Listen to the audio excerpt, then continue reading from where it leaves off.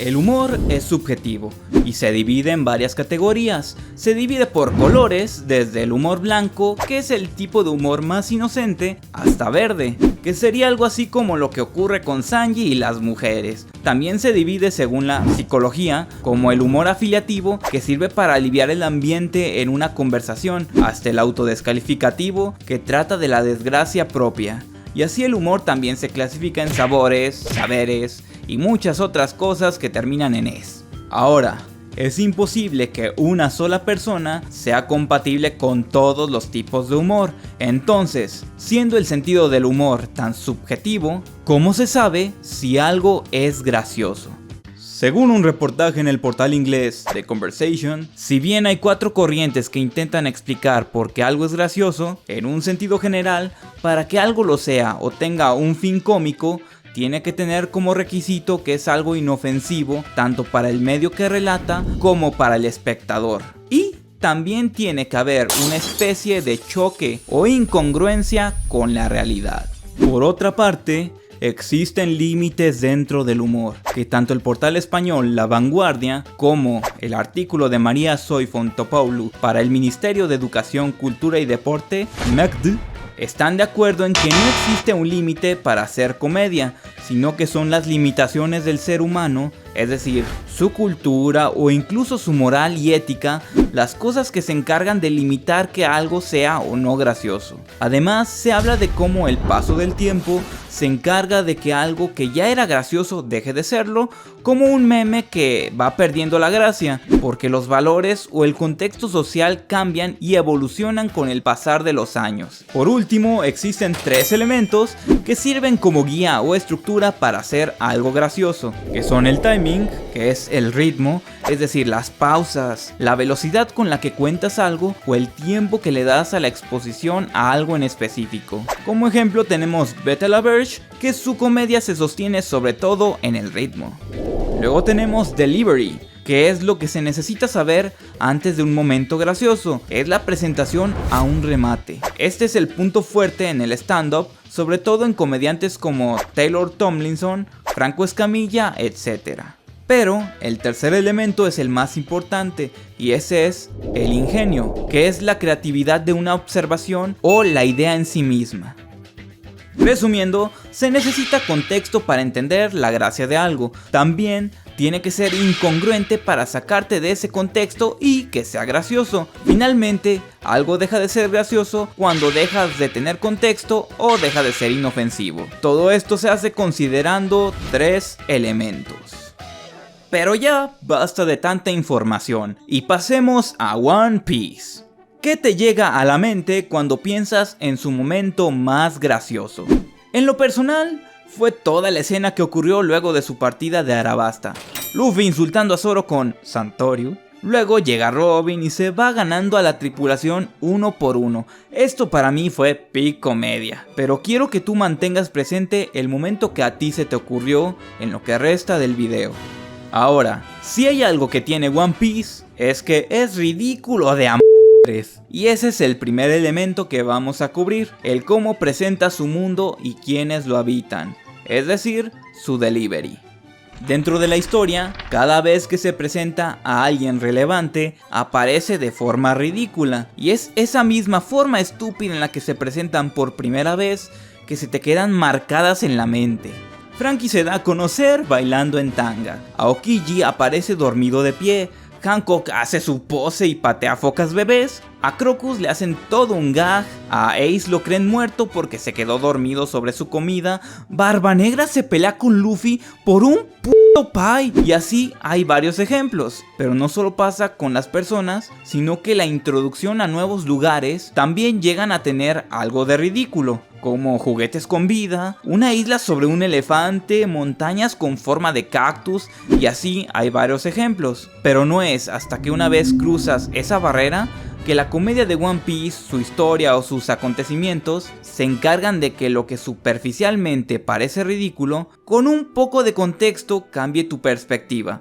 Así funciona el delivery en One Piece, pues cuando tú ves esas cosas por primera vez, hechas a conciencia para parecer algo tonto, te resulta hasta repelente a la vista.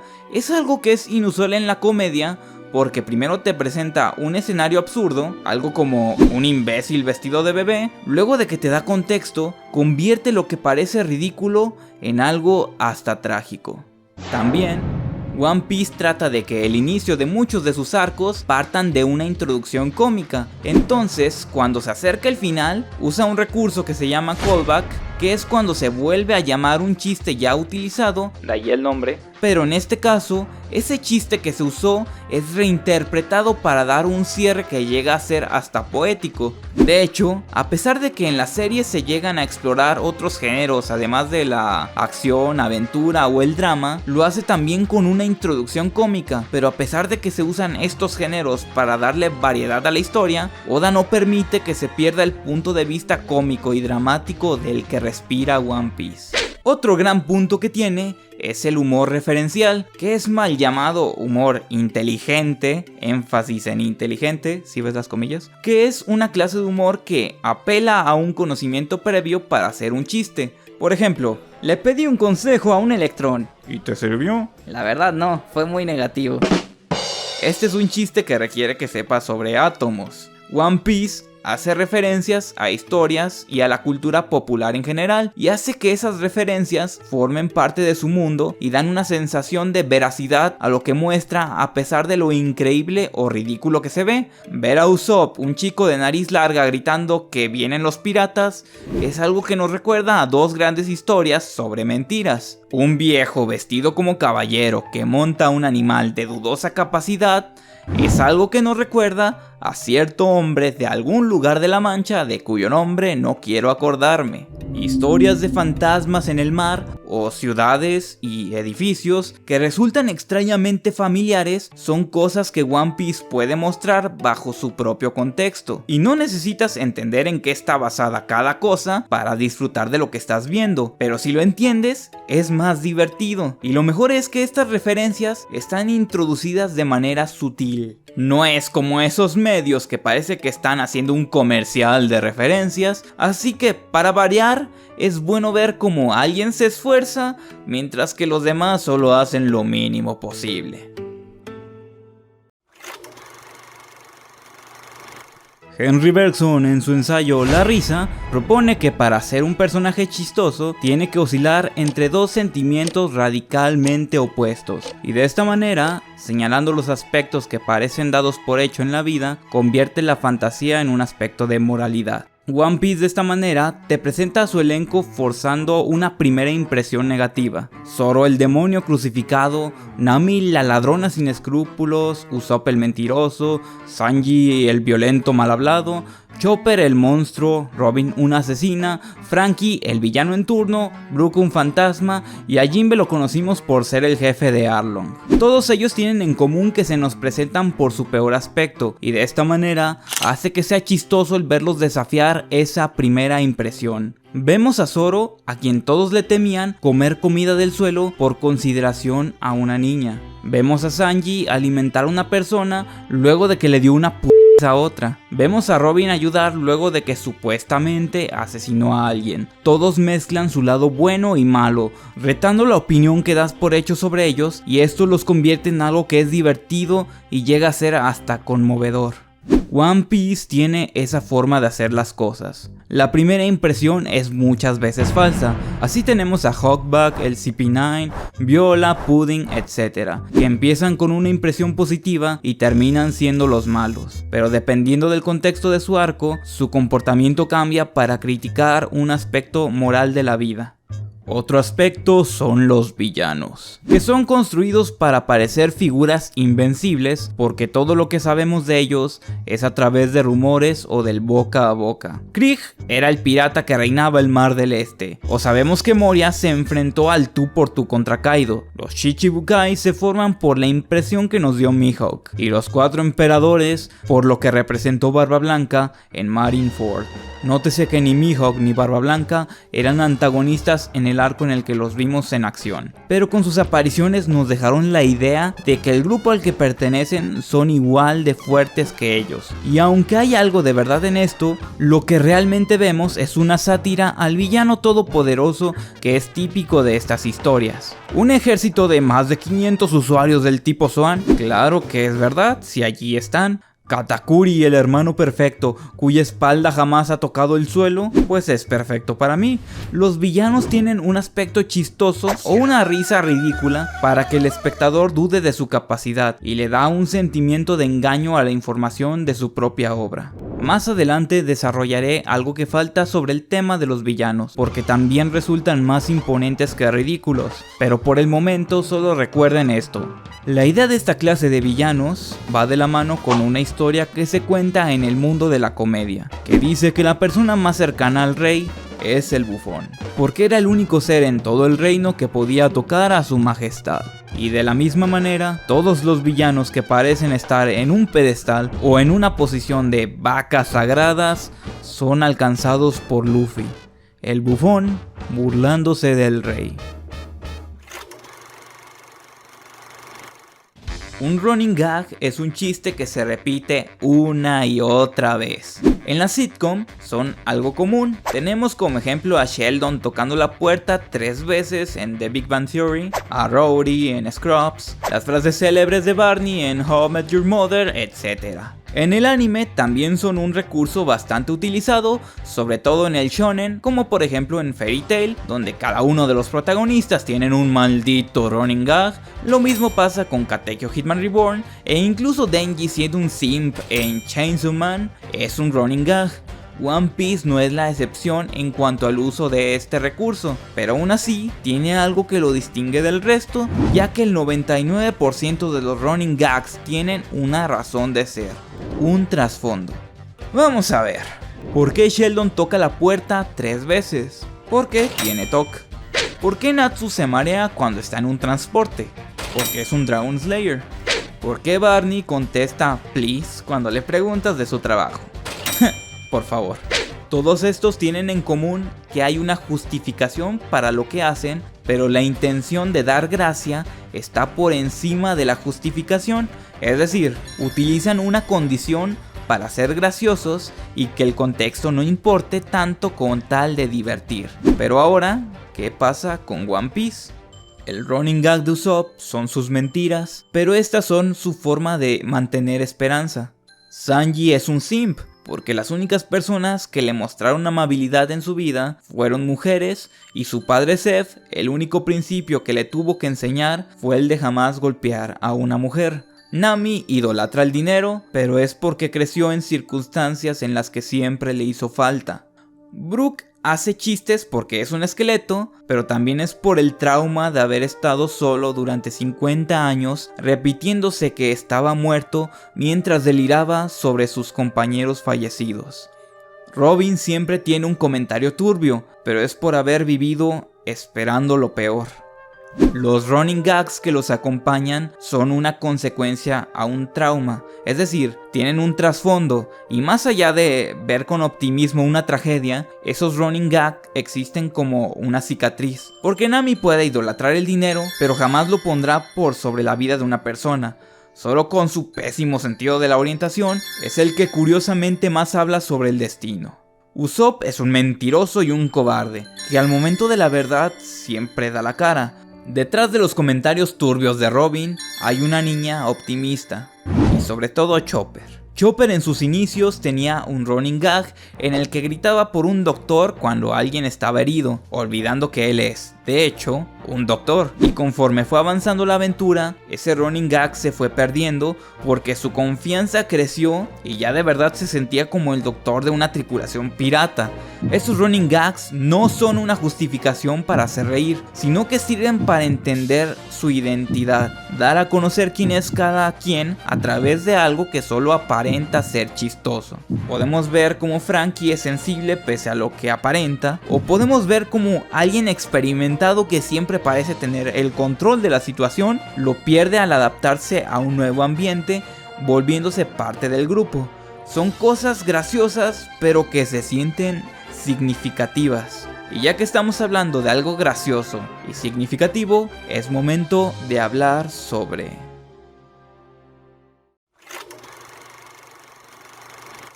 Más que un personaje, que sí lo es, Luffy está escrito para funcionar como un remate.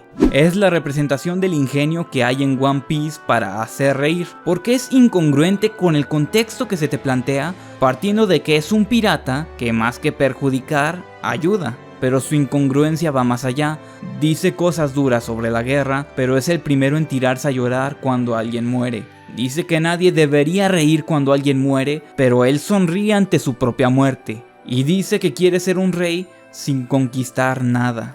Que sea incongruente no significa que sea inconsistente o que sea un mal personaje. Eso tiene que ver con el matiz del propio Luffy, pues a él le importan las personas. Su incongruencia está en ese egoísmo que solo se enfoca en sus prioridades e ignora el ambiente que lo rodea. Por eso él solo hace las cosas por los demás cuando estos hablan por sí mismos. Entonces, tenemos un chico que desconoce todo sobre el mundo en el que vive, salvo por el hecho de que hubo una vez un hombre que fue el rey de los piratas, y eso es lo único que le importa.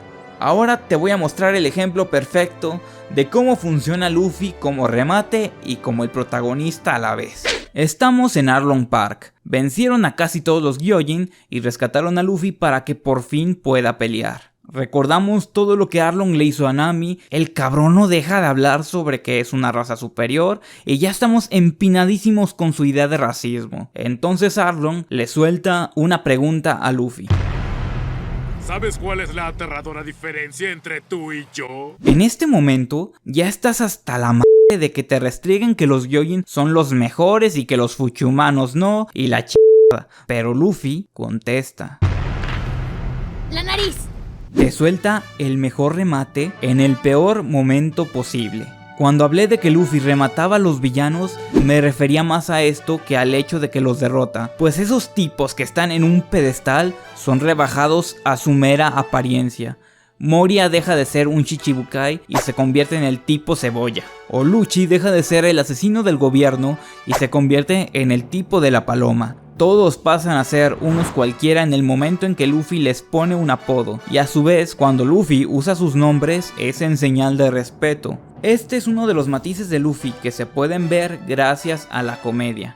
De hecho, en la psicología del humor, un enfoque integrador, escrito por Rod Martin en 2008, hace referencia en cómo el humor promueve el ataque a aquellos con un estatus de vacas sagradas, y cómo también el humor refuerza el estatus y la jerarquía en un grupo. Hay varios estudios sobre la apreciación del humor en las personas dentro de la psicología, que toman como referencia a psicólogos como Eysenck hasta filósofos como Kant, que expresan cómo el sentido del humor refleja una personalidad amable, flexible y menos propensa a ofender. Luffy no intenta ofender a nadie, es solo que él es así, y solo aquellos que creen estar sobre el resto se toman esos apodos de manera personal, y esa falta de sentido del humor o ese ego tan grande hacen que cuando choquen con Luffy, que es naturalmente ridículo, ese tenga una posición de superioridad por su simple sentido del humor.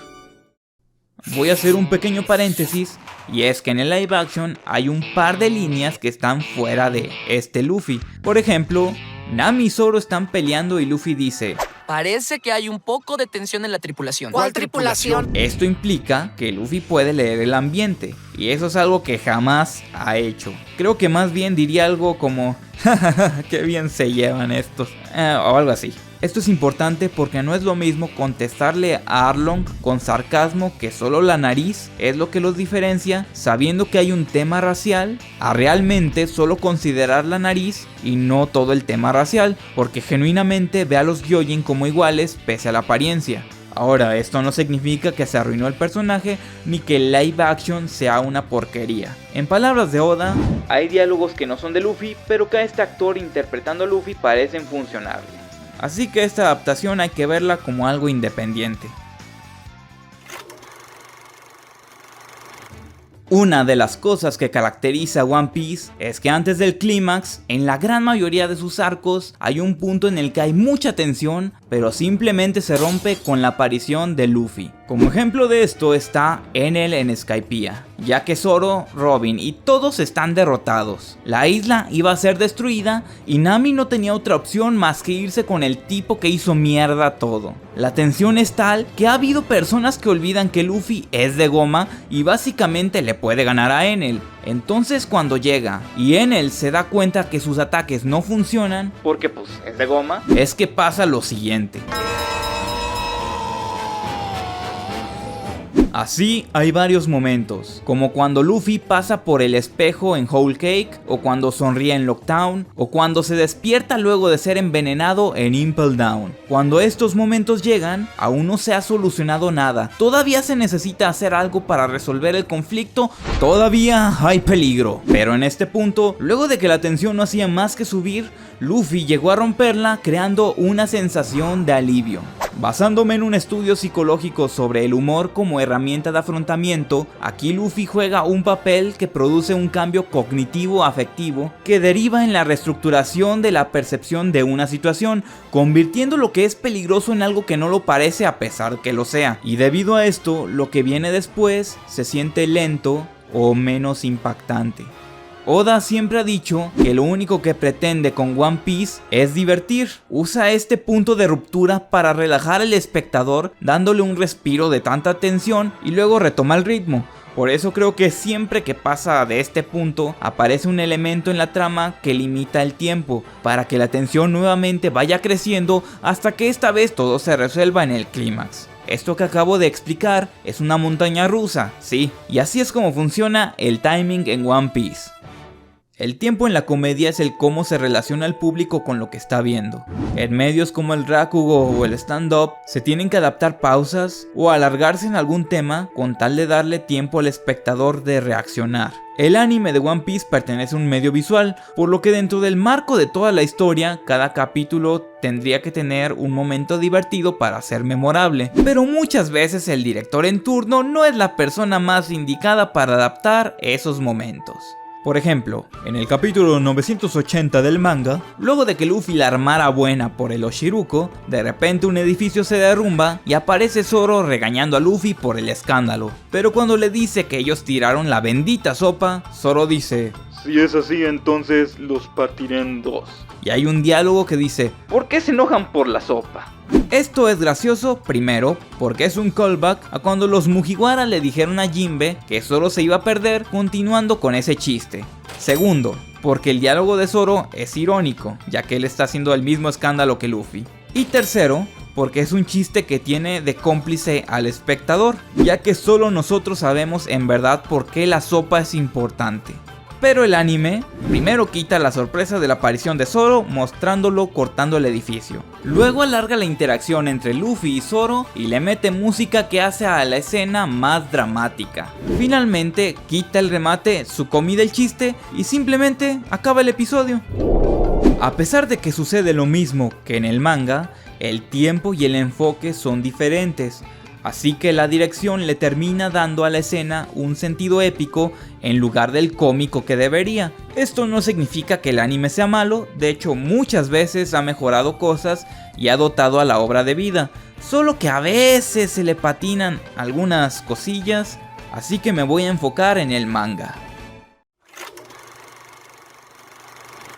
Don Eiichiro Oda, Koda, es uno de los mejores dibujantes que he visto. El señor es extremadamente versátil y siendo tan hábil, la pregunta es, ¿por qué eligió ese estilo para hacer One Piece? Haciendo memoria, no he conocido a nadie que haya dicho: sí, qué maravilloso arte, exquisito, a mí me No, eso no pasa. Todos los que no ven y los que vemos One Piece sabemos que hay una barrera en iniciar la historia por el cómo se ve. Pero ese estilo caricaturesco tiene que ver con la intención de la obra. El dibujo de One Piece tiene dos vertientes. Por un lado está el manga, y para hablar de esto hay que tocar un tema de historia. Remontémonos al siglo XX en el año de 1923. Allí nació una historieta llamada Las aventuras de Shou-chan, o en japonés Shou-chan no Bougen, que contaba pequeñas mini historias donde el protagonista rescataba princesas, bailaba con hadas e incluso llegó a luchar con la muerte. Entre muchas cosas, pero siempre todo lo que hacía, lo hacía con una sonrisa en su rostro. Las historietas no solo en Japón, sino que en todo el mundo, son un medio para divertir a los niños, pero también se usaban para retratar la sociedad en su tiempo. Algunas veces se usaban como propaganda política y otras veces era una crítica social, como lo fue el caso de Garfield o incluso Mafalda, y en el caso de Shoucha no Boken representaba una añoranza. Lo que todas tienen en común es que su apariencia infantil les daba la libertad de hacer críticas sociales que pasaban desapercibidas, cosa que cualquiera viendo One Piece puede notar que también sucede. Las tiras cómicas evolucionaron en Estados Unidos para convertirse en los cómics, mientras que en Japón se concibió el manga. Pero la demografía shonen surgió cuando el manga japonés empezó a imitar al cómic americano, hasta que finalmente llegó Kinnikuman, el hombre músculo, que más que imitar la moda americana, hacía sátira de ella. Este manga es importante porque ha sido una inspiración relevante para el maestro Oda, a tal grado que dibujó a Pandaman en homenaje a este. Otros dos mangas que ayudaron a la creación de One Piece son Rurouni Kenshin, en el que Oda trabajó como asistente, y podemos notar que este trabajo le ayudó a darle matiz y trasfondo a todo lo que muestra en su propia obra. Y el otro manga que inspiró a One Piece fue sobre todo Dragon Ball, que no solo lo inspiró en su forma de plantear cada capítulo de su manga con su respectivo cliffhanger al final de cada capítulo, sino que lo inspiró en hacer una historia antipopular. Pues así como Dragon Ball inició con un niño de protagonista y dibujos rechonchos, en una época donde la tendencia eran protagonistas hombres fuertes y fornidos, de esta manera One Piece trajo un chico simple y soso en una época donde la tendencia eran los ojos grandes y dibujos estilizados. Sorprendió a la generación en la que salió, ya que detrás de su apariencia caricaturesca había una temática y violencia que contrastaban con el arte, y por eso, a pesar del primer choque que tiene con cualquiera que lo vea, y a pesar de los rechazos que tuvo antes de su lanzamiento, se ganó a la gente. La historia de One Piece originalmente iba a ser más ridícula de lo que es actualmente. El mismo Roger tenía un bigote hecho de vello nasal, cosa que cambió porque la historia se volvió más seria. Muchas cosas se fueron haciendo más serias, hasta que finalmente en Wano llegó el momento de expresar de qué va esta historia y de llevar su estilo caricaturesco a su máximo esplendor. Los mangas de batalla se vuelven más serios cuando sigues las expectativas de los lectores. Yo odio eso, no quiero que mi manga sea demasiado serio. Y es por eso que la otra vertiente en su dibujo, ya confirmado por el mismísimo Eiichiro Oda, es que está inspirado en los dibujos animados de su tiempo, sobre todo uno llamado Vicky el Vikingo, pero también toma como referencia los dibujos animados que marcaron una era. En la década de 1920 nacieron dibujos animados como Félix el Gato, Betty Boop o los Looney Tunes, y estos a su vez inspiraron a Tom y Jerry, Popeye o la Pantera Rosa. Sobre todo estos últimos, aún hoy en día son un referente a la hora de hacer animación, ya que más allá de una crítica, impactaban por lo creativo que era su humor visual, que atentaba contra la física, cosa que One Piece ha adaptado a su estilo. Mocos explosivos, cyborgs, zombies. One Piece regresa a esos dibujos animados donde esqueletos bailaban y las cosas se deformaban de manera ingeniosa, pero les da una justificación lógica dentro de su universo, recreando en esta época ese humor visual y manteniendo la idea de que en un dibujo se puede lograr lo imposible. Pero One Piece sigue una lógica, tiene sus propias reglas y sus propias limitaciones. Y aún con eso, logra crear un mundo donde se puede realizar todo lo que una persona es capaz de imaginar.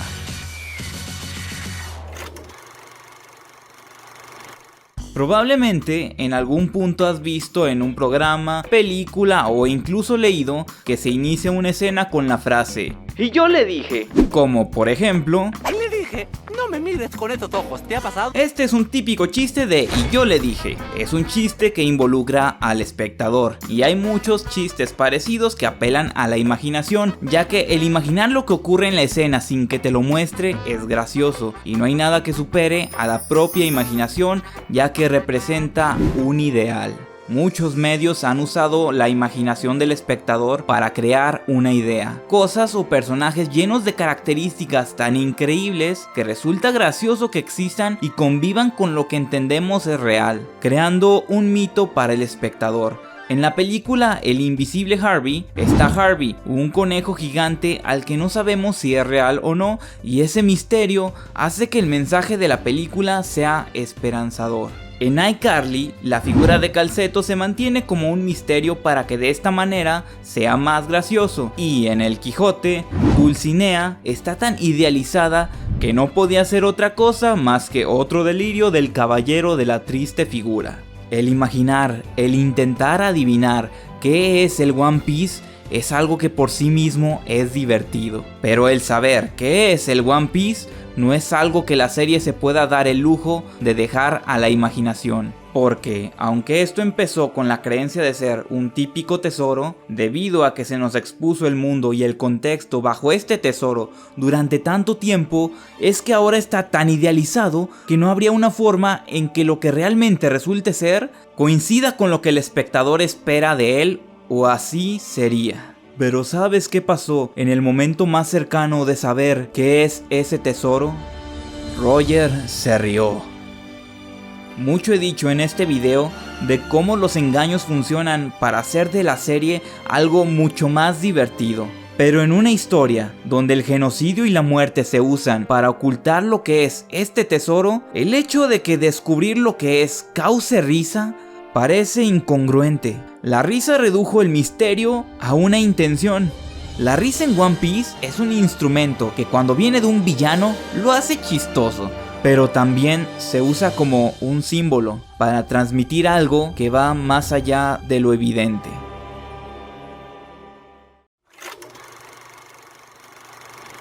Todas las comedias tienen una intención que puede ir más allá de hacer reír. Las nubes eran una crítica de Aristófanes a los sofistas. Scrubs usa la comedia para tratar a la muerte como una transición en la vida más que como una tragedia. La serie Hacks usa la comedia para retratar la mediocridad personal. La película de tiempos modernos de Charles Chaplin es una comedia que habla sobre la pobreza y la precariedad del trabajador. Incluso Shrek es una crítica a los estereotipos que existen en los cuentos de hadas. One Piece parte de que es una caricatura, desde ahí tiene completa libertad para tocar cualquier tema y ser inofensivo, más aún por lo fantástica que es, y la intención detrás de su comedia es una crítica, no a la autoridad, ya que eso es cosa de su temática, digo, son piratas. Pero siguiendo esta misma temática, en su comedia se puede ver cómo se ejerce esa libertad, porque es en sus momentos divertidos donde vemos la opinión que hay sobre la manera de vivir la vida de cada quien. Bon Clay diciendo que las amistades no se deciden por el tiempo en que se conocen. Iceberg se desvió de su agenda por salvar a Tyrannosaurus, demostrando sus prioridades. Ivankov habla de los milagros mientras convierte al hombre que lo amenazó en una mujer. Gen tenía un reilete por su deseo de ver a Nami feliz. Yamato y Kiku hacen ver que no sienten comodidad yendo a sus respectivos baños. Incluso Jaguar le enseñó el derechichichi a Robin mientras pasaban el rato. La propia serie señala como los malos a aquellos que agreden la libertad de los demás por su visión del mundo. Reyes y piratas que creen que pueden hacer lo que quieran por el hecho de ser lo que son. Pero es en la cotidianidad de la comedia de One Piece donde deja ver que cada quien tiene una forma de vivir y ver la vida. Tatuajes, okamas, dioses. La crítica está en la consideración a las ideas diferentes, el respeto a las vidas ajenas, y esta crítica va de la mano con una última cosa. Ya hablamos de cómo One Piece usa lo ridículo para construir su mundo, su delivery. Hablamos de los running gags de la serie y su utilidad más allá de dar gracia. Hablamos de remates y timing con Luffy y finalmente tocamos la intención cómica que hay detrás de su comicidad. Pero falta una cosa, y es que One Piece creó un sentido del humor que lo dota de identidad. Al principio mencioné cómo hay limitaciones o barreras para que algo deje de dar gracia, como lo son la cultura o la ética. Pero esas limitaciones, One Piece se las pasa por la La serie no toma partido ante ningún tema, respeta en todos sus sentidos cuando se trata de religión, justicia, género, etc. Por lo que no genera algún rechazo por su moral. Junto a esto está el abanico de humor que usa. Si te gusta el humor verde, reirás con Sanji. El humor ácido con Robin. Humor agresivo con Buggy. Humor blanco está Zoro. Ya ves que no le gusta el humor negro. Humor rosa con Bon Clay, y así también está el humor musical, referencial, costumbrista, autodestructivo y literalmente todos los tipos de humor descritos por el hombre que pude encontrar están en One Piece. Tampoco tiene una limitante en cuanto a conocimiento, ya que usa su propio mundo para construir sus chistes, y además logró adaptar algo muy japonés como lo es el Mansai para que funcione en todo el mundo. El Mansai es como el stand-up o el monólogo que manejamos aquí en Occidente, con la diferencia que es de dos. De esos dos, uno adopta una personalidad absurda, el llamado Boke, y la otra persona es razonable, a quien se le llama Tsukomi. El Mansai en One Piece está en la interacción de los sombreros de paja, donde cada uno de los miembros de la tripulación comparten el papel de Boke y Tsukomi dependiendo del caso. Tonichiro Oda Koda creó un ambiente en el que el espectador se siente genuinamente como parte de un grupo debido a esta interacción. Logró el sentimiento de que compartir un chiste local sea algo que comparta toda su audiencia. Conocemos su pasado tanto como nos conocemos a nosotros mismos, así que más que un sentimiento de empatía, es un sentimiento de pertenencia. Logró que la combinación de sus tipos de humor sea algo que llega a ser hasta terapéutico. En el experimento Humor Therapy in Patients with Late Life Depression or Alzheimer's Disease, a Pilot Study, en el International Journal of Geriatric Psychiatry, se les instó a un grupo de 10 personas con depresión que vieran o relataran historias cómicas, y esto consiguió el mismo efecto que los medicamentos recetados para su tratamiento. Ahora, esto no significa que One Piece quite la depresión, de eso no se trata.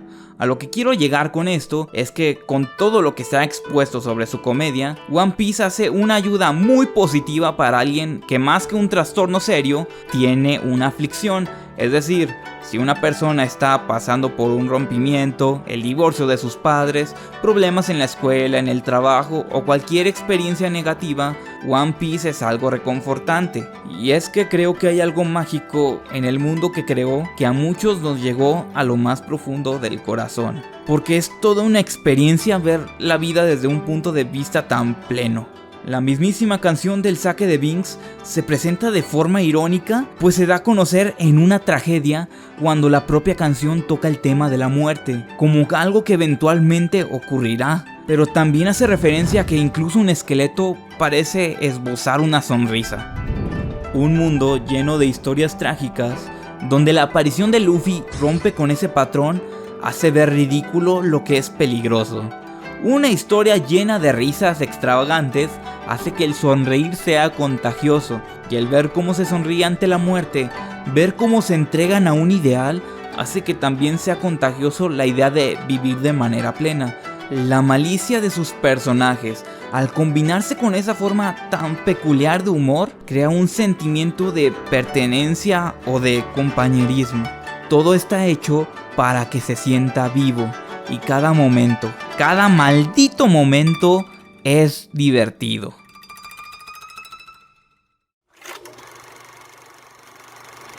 Bueno, en conclusión, ¿One Piece quita la depresión? No. ¿One Piece es la mejor comedia del mundo? No.